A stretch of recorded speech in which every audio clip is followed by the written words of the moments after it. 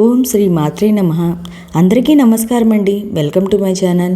ఈరోజు వీడియోలో చైత్ర వసంత నవరాత్రుల్లో ఉద్వాసన ఏ రోజున పలకాలి అంటే ఏప్రిల్ 6 ఆదివారం రోజున లేదా ఏప్రిల్ 7 సోమవారమా, ఇంకా ఉద్వాసన ఏ విధంగా చెప్పాలి, ఇంకా ఉద్వాసన చెప్పేటప్పుడు పఠించవలసిన మంత్రం ఏంటి అనే అన్ని విషయాలు నేను ఈ వీడియోలో తెలియజేస్తానండి. 9 రోజులు అమ్మవారిని శ్రద్ధగా పూజించుకున్న వాళ్ళు అమ్మవారికి ఉద్వాసన ఎప్పుడు చెప్పాలి, అమ్మవారి విగ్రహం పూజాపీఠాన్ని ఎప్పుడు కదపాలి, ఒకవేళ ఏదైనా ఆటంకం వల్ల 5 రోజులు కానీ 3 రోజులు కానీ ఇంకా ఎన్ని రోజులు పూజ చేసిన వారు సరే ఈ చివరి రోజు ఉద్వాసన ఎలా చెప్పాలి, ఎప్పుడు చెప్పాలి అనే అన్ని విషయాలు నేను వీడియోలో తెలియజేస్తానండి.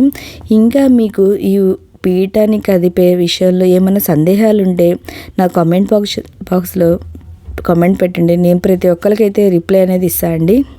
వసంత నవరాత్రులు 9 రోజులు పూజ చేసుకున్న తర్వాత దశమి రోజున పూజ చేసుకొని అమ్మవారికి ఉద్వాసన అనేది పలకాలండి. 2025 సంవత్సరం ఏప్రిల్ 7వ తేదీ దశమి అనేది ఉంది. ఈ రోజున మనం అమ్మవారికి ఉద్వాసన అనేది పలకాలి. ఒకవేళ దశమి మంగళవారం కానీ శుక్రవారం కానీ వస్తే ఆ రోజున ఉద్వాసన చెప్పకూడదండి, ఆ తర్వాత రోజు అనేది చెప్పాలి. ఈ సంవత్సరం దశమి తిథి సోమవారం రోజున వచ్చిందండి.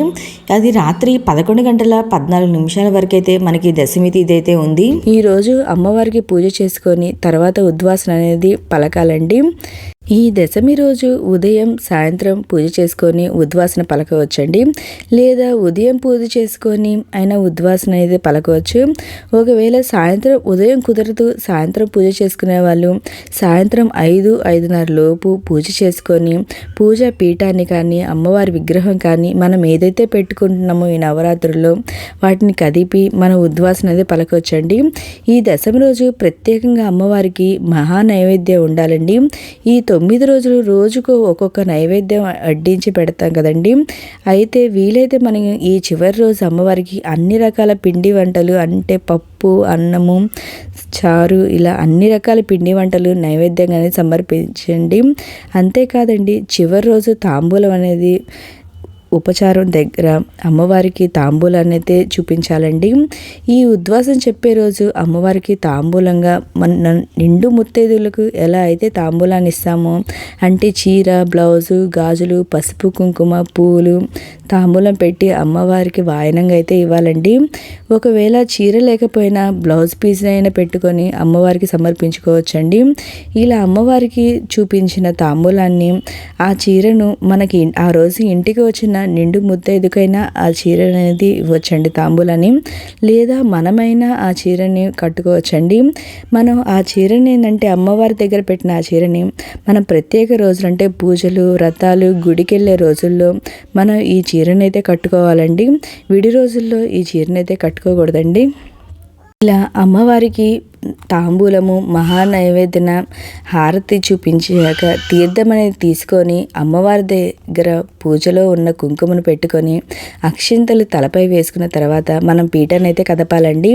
ఈ పీఠాన్ని కదిపేటప్పుడు అందరికీ వచ్చే సందేహం దీపం కొండెక్కే ముందే పీఠం కదపాలా లేదా కొండెక్కాక పీఠం కదపాలా అని చాలామందికి అయితే సందేహం అయితే ఉంటుందండి. వీలైనంత వరకు ఈ పూజ చేసుకునే రోజు కొంచెం తక్కువ నూనె వేసుకొని ఈ దీపం అయితే పూజ అయితే చేసుకోండి. ఈ దీపం కొండెక్కిన తర్వాత కదుపుకోవచ్చండి. ఒకవేళ అఖండ జ్యోతి పెట్టుకున్నప్పుడు ఈ జ్యోతి వెలుగుతున్నప్పుడు పీఠం కదపవచ్చా అనే సందేహం అయితే ఉంటుందండి. కదపవచ్చండి. మీరు ఆ ముందు రోజే అఖండ జ్యోతి ఆయిల్ అయితే కొంచెం తక్కువగా పోయండి. ఆయిల్ అనేది అప్పుడు మనం పూజ చేసుకునే రోజు ఆ దశమి రోజు దీపం అనేది కొండెక్కుతుంది. ఇలా పూజ అంతా అయిన తర్వాత మీరు ప్రాణప్రతిష్ఠ చేసుకున్న కలశాన్ని కానీ విగ్రహాన్ని కానీ అమ్మవారి చిత్రపటం పెట్టుకొని పూజ అయితే చేసుకుంటాం కదండి. ఇవన్నీ మనం 2 చేతులతో మనం స్క్రీన్పై కనిపిస్తున్న ఉద్వాసన మంత్రాన్ని చదువుకుంటూ అమ్మవారిని అయితే కదపాలండి.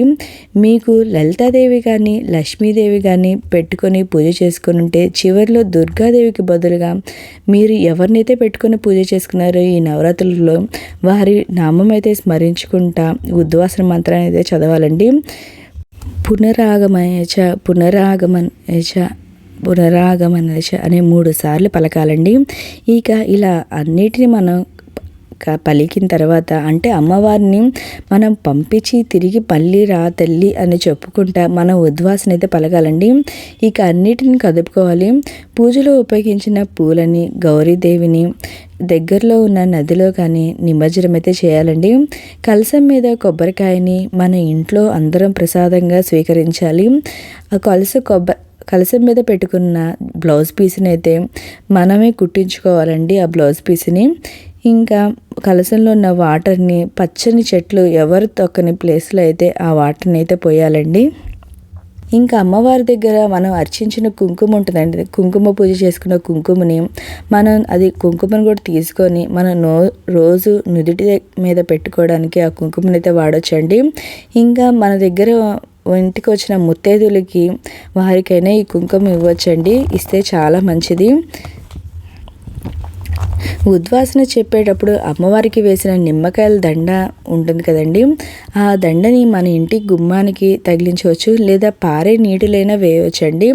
కలశం పెట్టుకున్న వాళ్ళు కలశం మీద కొబ్బరికాయని కొంతమంది ప్రసాదంగా స్వీకరించడం కుదరకపోతే వాటిని ఏంటంటే మన వాటర్లో అయినా వేయవచ్చండి. మనం అక్షింతలు బియ్యం ఉంటాయి కదండి, కలశం కింద పెట్టుకున్న బియ్యము, అఖండవతి కింద పెట్టుకున్న బియ్యము, వాటిని ఏంటంటే ప్రసాదంగా చేసుకొని మన ఇంట్లో సభ్యులు అందరూ వాటిని అయితే స్వీకరించవచ్చండి. ఇంకా అఖండ దీపం పెట్టుకున్న ప్రమిదను వచ్చి అది వచ్చే సంవత్సరం వాడుకోవడానికి ఉపయోగించుకోవచ్చండి. ఓకే అండి, మీకు ఇంకా ఏమన్నా సందేహాలు ఉంటే ఈ ఉద్వాసన గురించి నవరాత్రులు నాకు కామెంట్ బాక్స్లో మెన్షన్ చేయండి. నేను ప్రతి ఒక్కరికైతే రిప్లై అనేది ఇస్తాను అండి. ఓకే అండి, మీకు ఈ వీడియో నచ్చినట్లయితే లైక్ చేయండి, మీ ఫ్రెండ్స్ అండ్ ఫ్యామిలీ మెంబర్కి షేర్ చేయండి. Thank you for watching. Please subscribe చేసుకోండి.